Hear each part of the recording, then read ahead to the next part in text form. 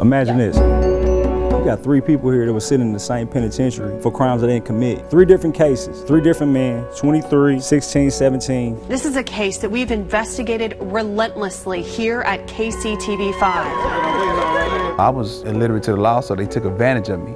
That's a predator. 30 states have victim compensation funds, but Kansas is not one of them. A Kansas man is back home. Though Bledsoe is out, this story is not over. There's stuff that'll never come back. Until proven innocent, a KCTV 5 News special report. Good evening, I'm Brad Stevens. And I'm Ellen McNamara. 3 men, all in Lansing prison, all wrongfully convicted. Tonight, KCTV 5 is taking a closer look at these 3 men's stories and how they ended up spending so much of their lives behind bars. Here's investigative reporter Angie Ricono. This is Lansing Correctional Complex. It is the state's largest and oldest prison. More than 2,000 men are incarcerated here at any time. This was home to 3 men who took very different paths to get here, but they share something in common. They were all wrongly convicted. Hey, what's up, man? How you doing, man? How you doing? Good to see you, man. We brought them together to discuss freedom. It was getting that normal baseline to work my life from. And it's going to be hard, guys. It's going to be real hard. Trying to stay focused, but it gets frustrating because it's like, sometimes I ask myself, like, what do these people really want? I just wanted to be free. I just wanted to be out of that place, right? I'm so confused. I want to be alone and not be alone at the same time. I hear a clock in my head, where I feel like I done spent so much time in prison. Now I feel like I got to move and do something because I'll be 50 before long and then 60. That's why I just keep hearing numbers, right? Until this moment, they had only known each other as inmates. This man lived right across from me. Like, we lived in the same unit. We just stayed in different pods. We stayed right across from each other. Yeah. And we seen each other every day. Same time, same place, same thing every day. Every day. And now I'm sitting on the couch with Muggs. That's how I feel right there. See, you can't explain that. Can't explain it, man. Muggs is Lamont McIntyre. The images of his first steps of freedom were shared nationwide. How you doing, man? How everybody doing? Oh my God, how are you doing? I'm fine now, man. I'm good. This video stunned fellow inmate Richard Jones. It's good to see everybody. Because McIntyre was so bitter in prison. Everyone knew him because he was the prison barber, nicknamed Muggs for that permanent scowl. I seen genuine happiness in you, man. You know what I'm saying? Like, for the first time since I've known you, you know what I mean? So, like, I seen your teeth, bro. I had never seen your teeth before, bro. Like, yo, I see your teeth. I know you had no teeth, yo. I know you had no teeth, man. Straight up, no man. doubt. I mean, it's nothing to smile. I wasn't happy, man. I wasn't happy at all. I always said I was innocent. I always felt like I was out of place. Like, man, I don't belong here. That's why I didn't smile a lot. That's why they nicknamed me Muggs in that place, because I didn't smile. I didn't, have I feel like I have a reason to. McIntyre spent 23 years in prison. Here's what he looked like at age 17 when he was convicted in a double homicide. My late teens, all my 20s, and all my 30s was spent in prison. This was a slapdash investigation. In fact, I don't even think the word investigation applies. There was no searching for any accomplice, for the getaway vehicle, for the weapon. There wasn't a single search warrant that was sought. The defense team points out there is no physical evidence in this case tying McIntyre to the crimes. He has an alibi. It turns out he didn't even know the victims, so there is no motive. You might think this is a case of sloppy police work, but the defense team says it's not that simple. Dig deeper and you'll find vendetta, corruption, and even sex abuse by law enforcement. KCTV 5 dug into the case file and revealed terrible allegations against a detective who worked the case, Roger Golubski. Once I start getting more and more people saying the same thing, it starts being more credible. Affidavits from multiple accusers outline a pattern of sexual extortion and a dirty cop who ran the streets of KCK. Golubski was so powerful that I didn't think some of us would have felt comfortable saying no or turning down his requests for sexual favors. When Golubski or any other officers came to the bottoms, we knew we had a choice of providing sexual services or getting arrested. If you did not provide what he wanted oral sex, then he took you to jail.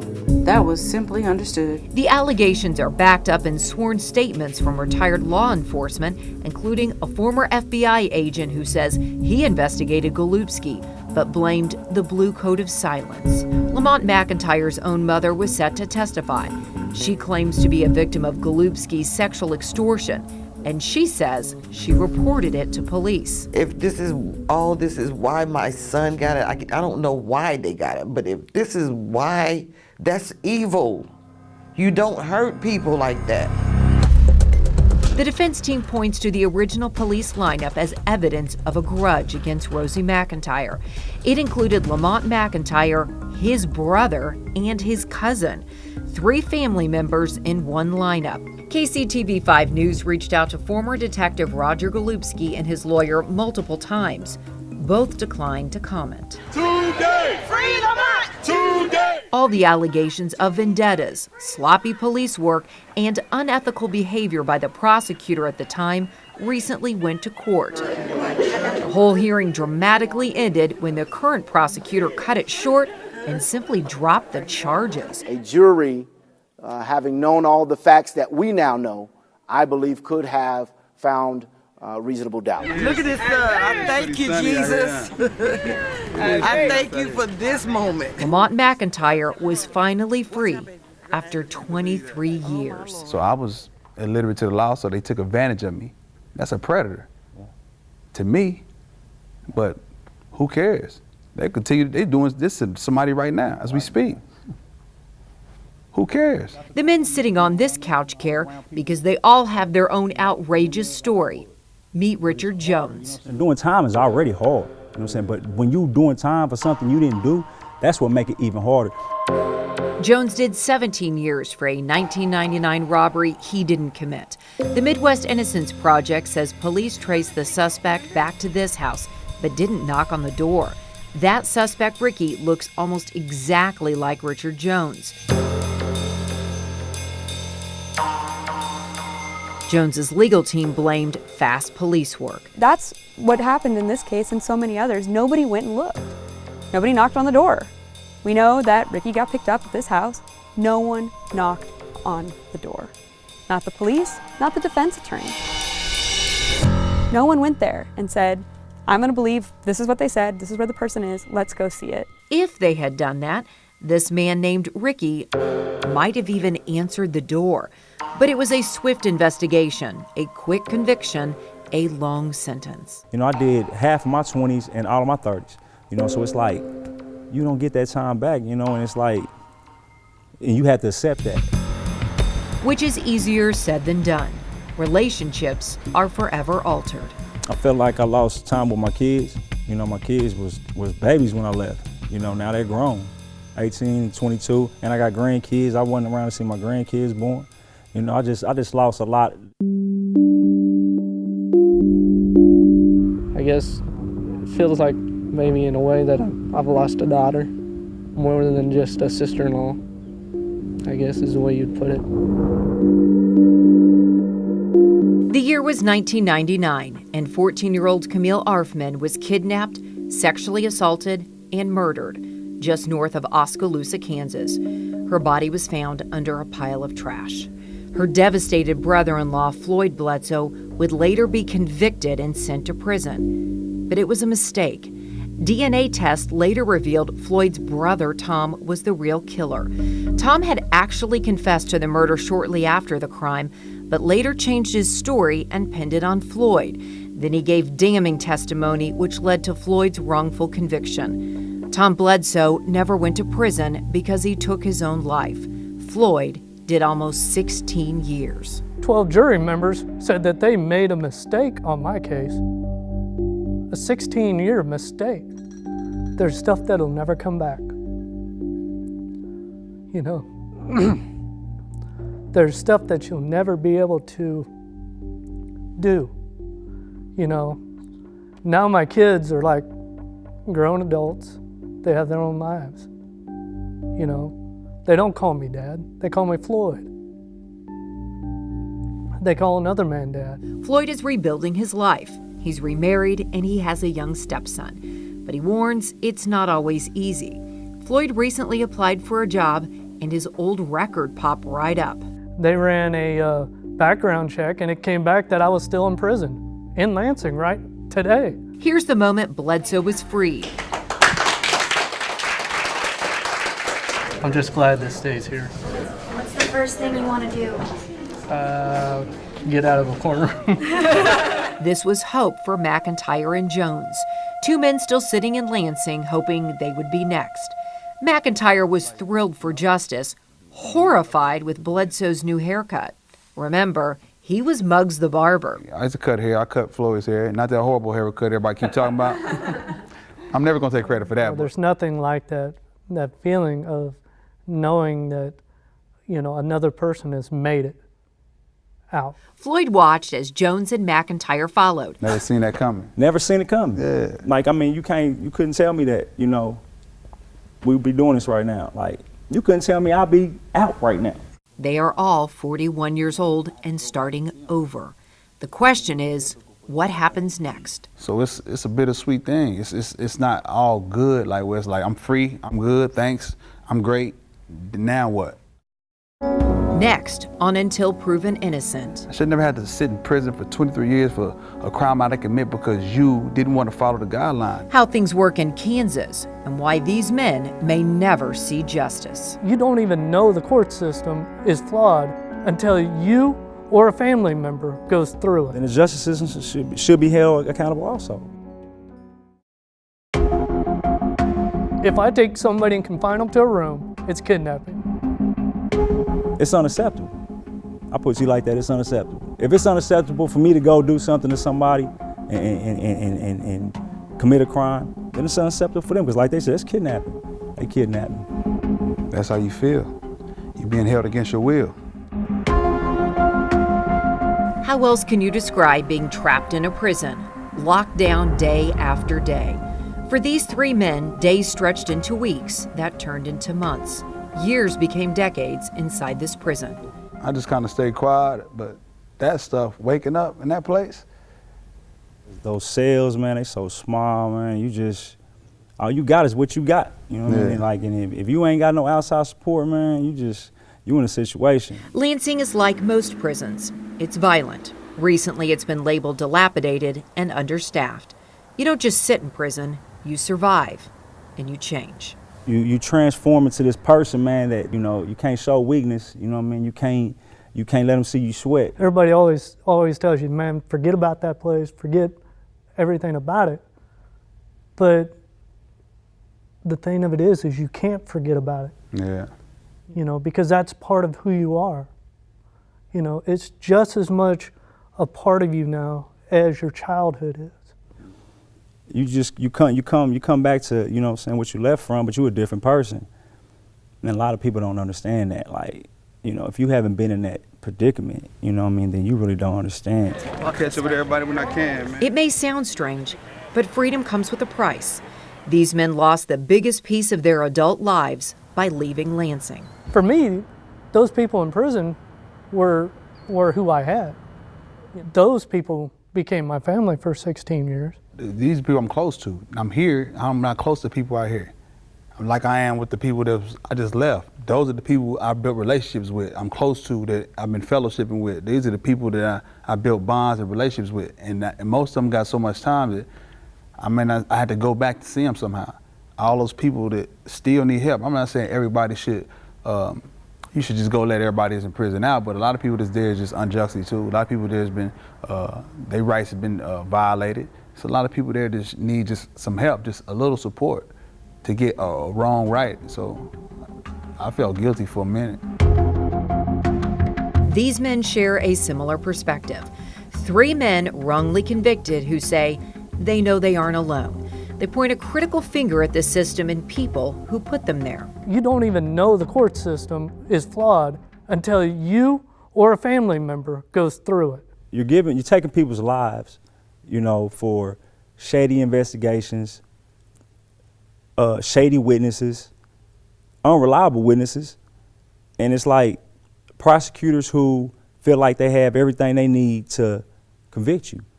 But like in Kansas, like it's not that hard. I mean, and it might sound crazy, but it's not that hard to convict somebody in Kansas. And they break the law to get a conviction. They'll do all kind of things to get a conviction. And I think that whatever prosecutor, whatever detective, whatever judge is not following those guidelines should be held accountable. No doubt. If not, this thing will continue to happen over and over again. Over and over. Here's what happens next when courts get it wrong. An apology, sort of.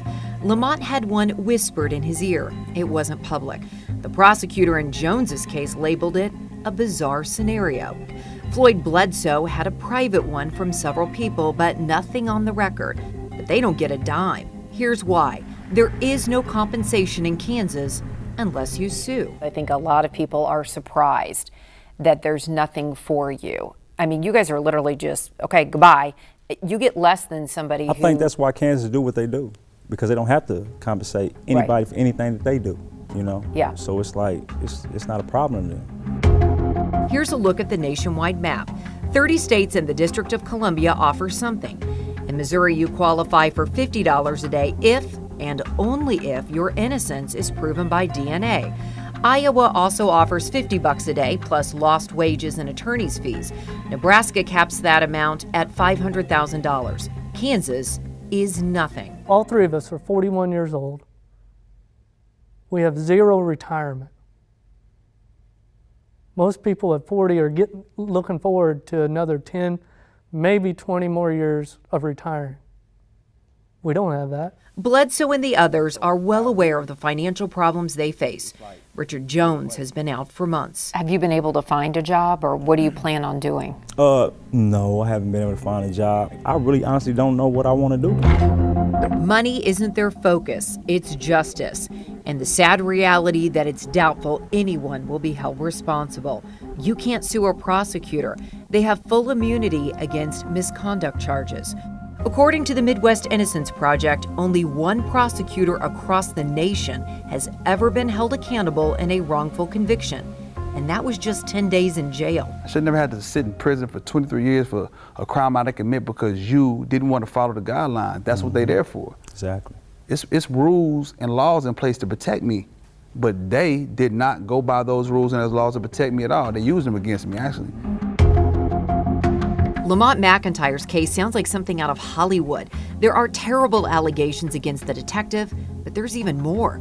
People allege the prosecutor at that time pressured witnesses to stick with bad identifications and didn't tell the defense team. Some eyewitnesses said when they saw McIntyre in court, they realized he was too tall and his ears were too big. McIntyre's conviction was the focus of numerous KCTV5 news investigations because it was such a mess. So imagine this, 3 different cases, 3 different men, 23, 16, 17, for crimes they didn't commit. In each one of those cases, the person who did it was still free. In Richard Jones' case, he was floating around the same prison with a person his legal team says has stronger connections to the case. Jones says finding out his look-alike was a fellow prisoner made sense. There was confusion among prisoners. People kept spotting him all over the prison, almost like he had a clone. Jones's defense team blamed fast police work, and they say this police lineup was simply terrible. Mr. Jones was the only person in the lineup of 6 photos who was light-skinned. He was the only one with a light background. Everybody else had a dark background in the photo. And so when the witnesses were looking at that, he was the only person in the lineup that matched the original description. In Bledsoe's case, his brother framed him and lied. Tom cleared Floyd in a note. I sent an innocent man to prison. The Jefferson County Police and County Attorney Jim Vanderbilt made me do it.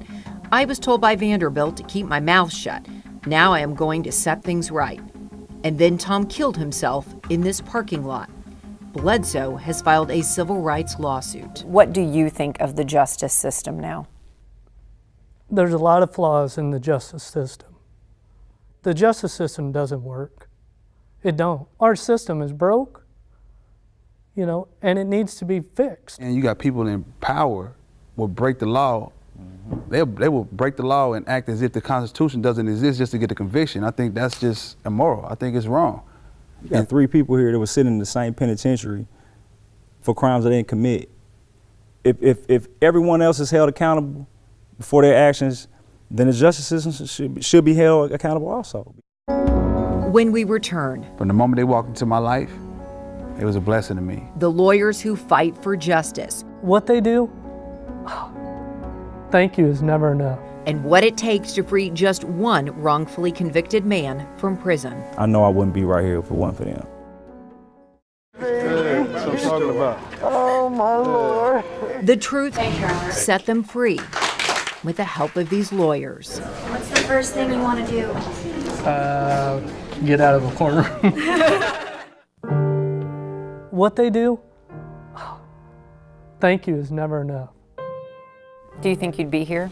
No, it's just a blessing, man. Like I can't say that enough. Like I know I wouldn't be right here if it wasn't for them. They didn't see me in my worst. When I say the worst, they didn't see me cry. They didn't see me hurt, and yet they comfort me. It was like consoling me and letting me know that we here. We here and we never gonna leave. We're not gonna stop until you out. That was their promise they made to me, and they kept it. And that's why I'm forever grateful. It never stops and ceases to amaze me how much they really care about us on a day-to-day basis. They're the greatest people around. And they still around. That's the crazy part about it. You know, like they not just, while we get you out, we're gonna get you out, and then, you know, no, they're there. You know, like they are the truth. Family. Grateful and overjoyed. This legal family does it all. They buy clothes for these men. Let's ride, buddy. And support them when they leave prison. Kansas offers nothing, so this legal team makes sure they can start over. They help the men set up fundraising pages. I just really appreciate them. Here's a look at what it takes to right a wrong. Take McIntyre's case. It was backed by 2 Innocence Projects, Centurion Ministries and the Midwest Innocence Project. The average cost per Innocence case is $350,000, but Lamont's legal bill exceeded $500,000, and it took almost a decade. The Midwest Innocence Project also represented Richard Jones and Floyd Bledsoe. They team with other lawyers. We're going to do the best job we can to get this done and get it solved. Defense investigators hit the streets, and sometimes there's expensive lab work. At certain moments of your life, darkest moments of your life, you know, God will send somebody your way to help you out. Lamont McIntyre spoke with us while he was still in prison, well aware not everyone gets this chance. To see a lot of people who needed the kind of help and didn't have it, yeah, it struck a chord with me because I feel like everybody should have the opportunity. The Midwest Innocence Project represents prisoners in 5 states. They estimate there could be 7,000 innocent people in our area sitting in cells wrongly convicted. They can't represent everyone, and because the legal process is so long, they only take cases where prisoners have at least 7 years left. We forget that we're working with people. It comes about crimes and not about who's actually in the system. You know, we get to work with the strongest people you'll ever meet in your life. Hey, I'm good. It feels nice out here. Strong and surprisingly not bitter. Like people that don't even know me is reaching out to me. Richard Jones discussed how the comments left on social media touched his heart. I mean, that feels better than anything. It's people just, you know, letting you know that, hey man, I'm sorry you went through that, you know, and I can't imagine, you know, but I'm glad you out here, you know. And so that go a long way with me. Is there anything else you want to add? Our conversation ended with a surprise from Floyd. Have a baby due in December. What? Yep. December. He busy. December Trying to 20th. get in, Floyd ain't wasting no time. Nope. I just want to feel like I'm doing everything I can do to make myself feel good and have a quality life. Stop and smell the roses. Hashtag that. Hashtag that. Yeah. Hashtag stop and smell the roses. We want to thank you for joining us tonight. The investigation continues online. Head to KCTV5.com or download our mobile app. Good night.